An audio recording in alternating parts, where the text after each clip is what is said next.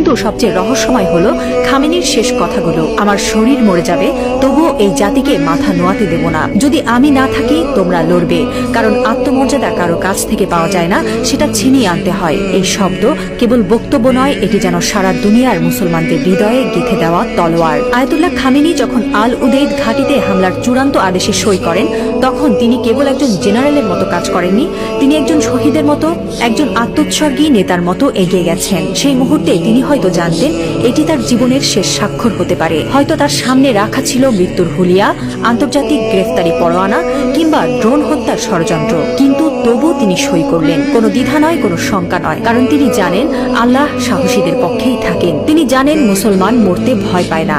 যারা আল্লাহর পক্ষে থাকেন তারা জানে মৃত্যু মানেই পরাজয় নয়, বরং আত্মত্যাগী বিজয়ের শুরু। এই একজন মানুষ এখন আর কেবল ইরানের নেতা নন, তিনি হয়ে উঠছেন সারা বিশ্বের মুসলিম উম্মার প্রতীক। একজন বিশ্বাসী, একজন অটল মুজাহিদ, একজন সাহসী পিতার মতো তিনি বলছেন, আমি থাকি বা না থাকি তোমরা লড়বে। হ্যাঁ মুসলিম উম্মাহ, তোমরা মাথা নিচু করো না। লা ইলাহা ইল্লাল্লাহ, আল্লাহ ছাড়া আর কোনো ইলাহ নেই।